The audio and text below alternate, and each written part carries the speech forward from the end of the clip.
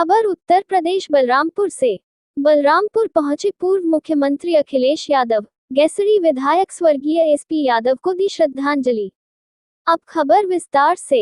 सपा के राष्ट्रीय अध्यक्ष एवं यूपी के पूर्व सीएम अखिलेश यादव आज बलरामपुर पहुंचे, जहां उन्होंने गैसरी के विधायक स्वर्गीय डॉक्टर एसपी यादव को श्रद्धांजलि दी और शोक संतृप्त परिजनों से मिलकर उन्हें सांत्वना दी। बलरामपुर जनपद के गैसरी विधानसभा के विधायक डॉक्टर एसपी यादव की बीते 26 जनवरी को मृत्यु हो गई थी, जिनकी दिवंगत आत्मा के शांति हेतु आज सपा के राष्ट्रीय अध्यक्ष एवं यूपी के पूर्व मुख्यमंत्री अखिलेश यादव बलरामपुर पहुंचे, जहां उन्होंने स्वर्गीय डॉक्टर एसपी यादव के आवास पर पहुंचकर परिजनों से मिलकर उन्हें सांत्वना दी और उन्होंने कहा कि स्वर्गीय डॉक्टर एसपी यादव गरीबों के मसीहा थे। उन्होंने जीवन भर गरीब, मजदूर, मजलूम लोगों की सेवा की। वे नेताजी के बहुत ही करीबी एवं मेरे परिवार के समान थे, इसलिए हम सभी को उनके निधन पर बेहद दुख है। स्वर्गीय एसपी यादव के सुपुत्र राकेश यादव से उन्होंने कहा कि आपने अपना पिता और परिवार खोया है तो हमने अपने पार्टी का बहुत ही महत्वपूर्ण व्यक्ति को खोया है। इस दौरान उन्होंने बलरामपुर जनपद के सपा के जिला अध्यक्ष एवं पूर्व सपा विधायकों से भी मुलाकात की। कार्यक्रम स्थल पर मौजूद जनता ने उनका अभिवादन किया। प्रेस वार्ता के दौरान उन्होंने भाजपा पर निशाना साधते हुए कहा कि भाजपा ने कहीं कारखाने लगवाए हो तो वह बताएं। आरोप तो बीजेपी वाले समाजवादियों पर लगाते थे, लेकिन अब तो डबल इंजन की सरकार है। 40 लाख करोड़ का इन्वेस्टमेंट अगर यूपी में आ रहा है तो बलरामपुर गोंडा में निवेश क्यों नहीं आ रहा? बेरोजगार इजराइल जा रहे हैं, अग्निवीर के लोग कपड़े उतार कर सड़क पर आंदोलन कर रहे हैं। इससे भाजपा कैसे बचा पाएगी बीजेपी को? इस बात की चिंता करनी चाहिए कि उनके सांसदों का परफॉर्मेंस क्या है। उत्तर प्रदेश बलरामपुर से राहुल रतन की रिपोर्ट, न्यूज़ अवीपी से। डॉक्टर एसपी यादव जीवन भर गांव, गरीब, किसान और खासकर जो लोग वंचित हैं, जो लोग अभाव में जी रहे हैं, जिनके जीवन में कोई खुशहाली और रोशनी नहीं पहुंची, उनके लिए लगातार जीवन भर संघर्ष करते रहे। एसपी यादव जी जहां लोकप्रिय थे, समाज के सबसे गरीब लोग हैं उनकी लड़ाई लड़ते रहे। समाजवादी पार्टी के वो संस्थापक नेता रहे। यहाँ की जनता ने कई बार उनको चुनकर के विधानसभा में पहुंचाया।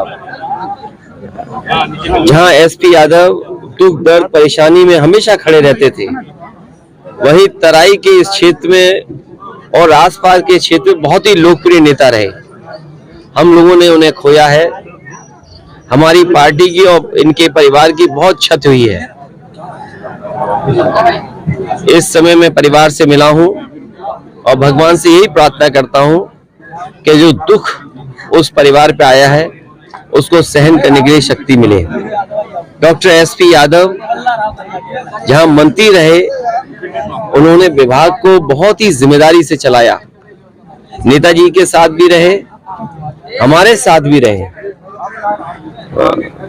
जो राजनीति की समझ होती है, मैं समझता हूं वो जमीन पर रहने वालों को ही वो राजनीतिक समझ होती है। और जिन लोगों ने उनके शुरुआती दौर से देखा होगा, वो जानते होंगे कि जीवन में कितना उन्होंने संघर्ष किया, कैसा समय देखा होगा उन्होंने, और राजनीति के तमाम संकट और राजनीति के तमाम उतार चढ़ाव से निकल करके आकर के उन्होंने राजनीति में एक स्थान बनाया। वो पार्टी के लिए, हमारे लिए हमेशा एक सम्मान की दृष्टि से उन्हें हम लोग देखते रहे और देखते रहेंगे। इंडिया गठबंधन को मुद्दा थोड़ी खत्म हो जाता है। हमें तो बधाई देना चाहिए नीतीश जी को, कम से कम शुरुआत तो कर गए।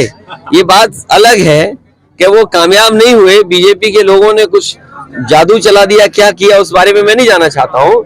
लेकिन जो बात उठी है, जाति जनगणना, आबादी के हिसाब से हक और सम्मान, बाबा साहब भीमराव अम्बेडकर जी यही तो चाहते थे। हमारा संविधान यही तो रास्ता दिखाता है। हमारा संविधान ये कहता है कि हर जो पिछड़े दलित हैं उनको विशेष अवसर मिलने चाहिए, जो अल्पसंख्यक हैं उन्हें विशेष अवसर मिलने चाहिए। तो आखिरकार क्यों नहीं मिले? तो उस दिशा में जो काम किया है, अगर वो काम पूरा नहीं कर पाए हैं तो समाजवादी लाओ, उस काम को पूरा करेंगे। आप अगर कहीं भी उन्होंने कोई कारखाना लगवाया हो तो बता दें हमें।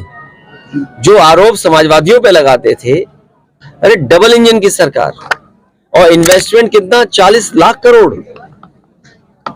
अभी जो आपने गवर्नेंस स्पीच में पढ़ा होगा, 40 लाख करोड़ का अगर इन्वेस्टमेंट यूपी में आ रहा है तो बलरामपुर में निवेश क्यों नहीं आ रहा, गोंडा में निवेश क्यों नहीं पहुंचा? और इतने बड़े पैमाने पे जो बेरोजगारी है, इसका जवाब क्या है उनके पास? महंगाई का जवाब क्या है उनके पास? तो बीजेपी को चिंता करनी चाहिए। उनका सब सांसद इस संकट में है कि कहीं उनकी टिकट तो नहीं कट रही है। और जो हमें जानकारी मिली थी, मैंने पहले भी कहा, फिर दोहराता हूं उस बात को, कि सभी सांसदों की उनकी टिकट कटने जा रही है। जो एक सांसद है वो सीट बदलना चाहते हैं। तो सोचिए, अगर ऐसी परिस्थितियों में जिन्हें राजनीति करनी पड़ेगी तो क्या सीट जीतेंगे वो? इसीलिए जानबूझ करके दूसरों की चिंता उन्हें ज्यादा है, उन्हें चिंता अपनी होनी चाहिए। और हमारे साथी ने जो पूछा कि भारत रत्न, ये भारत रत्न अपने वोट को बांधने के लिए दिया जा रहा है, ये सम्मान में नहीं दिया जा रहा है। सम्मान तो है खैर उस बात को, क्योंकि भारत रत्न है, लेकिन अपने वोट को बांधने के लिए। मैंने कई बार ये कहा कि अगर कोई पुण्य काम होने जा रहा हो, कोई बहुत बड़ा काम होने जा रहा हो और पीडीए के लोग दुखी हो, 90% आबादी वाले लोग दुखी हो, तो ऐसे पुण्य काम में उनको भी कम से कम भला होता।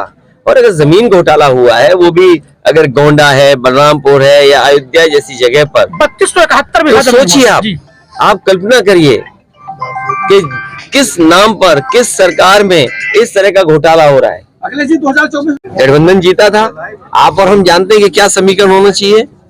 अगर बीजेपी ये कदम उठाती तो हम ये कदम उठाएंगे, तो उसमें क्या दिक्कत है? तो जब समीकरण से चुनाव हो रहा है तो हम भी अपना समीकरण से इंतजार करेंगे। वेट एंड वॉच नहीं, वेट एंड वॉच क्यों? हमने देखा नहीं, आपको अनाउंस कर दी सीट है तो हमें पता है कि समीकरण क्या बनाना है। कांग्रेस करी, हमसे पूछा नहीं गया। नहीं, ये जिस स्तर पे बात होनी चाहिए थी उस स्तर पे बात हुई है और जानकारी। क्या कहेंगे जी? बहुत ही ज़्यादा हम लोगों को मॉरल सपोर्ट भी हुआ, भैया ने पूरा आश्वासन दिया और हम लोग ने भी जो पार्टी के लिए मेहनत करी है उसको भी उन्होंने सराहना की। और हमारे परिवार के योगदान को, हमारे पापा के, मतलब हमारे जो फादर इन लॉ के योगदान को उन्होंने बहुत याद किया और उनके संघर्षों को याद किया और उन्होंने पूरा आश्वासन दिया। हम लोग भी अपना पार्टी के लिए जो होगा वो करेंगे। पिताजी नहीं रह गए, लेकिन जो उनकी शिक्षाएं उनको कभी भूलेंगे नहीं। जो उन्होंने पार्टी के लिए किया वो हमेशा याद रखेंगे और हम लोग भी उसी तरीके से साथ रहेंगे। माता जी, आज अखिलेश यादव जी आए, क्या आश्वासन दिए? उन्होंने कहा कैसे विधानसभा के क्षेत्र में जो काम किया है उसे हमें आगे बढ़ाना है और अपनी जनता पे विश्वास करके उन्होंने कहा कि हम बहुत मेहनत किए हैं, काम को आगे बढ़ाएंगे। हम साथ में हैं और परिवार को साथ में लेके चलें और आगे बढ़ाएं पार्टी को। अच्छा, और करना ठीक। सभा में क्या मुलाकात होकर के क्या हुआ था? उन्होंने पापा को, डॉक्टर शिव प्रताप यादव को श्रद्धांजलि दी और कहा कि मतलब जो उनके काम थे, उन्होंने जो पार्टी को आगे बढ़ाया है, मतलब अब इतने सालों से पहले भी मतलब जो उसके लिए उन्होंने मतलब पापा को याद किया और बोला कि आगे जो भी हमारा सहयोग होगा, परिवार मेरी भावनी संधानी, मतलब परिवार के साथ मेरा सच्ची श्रद्धांजलि सच्ची श्रद्धांजलि है।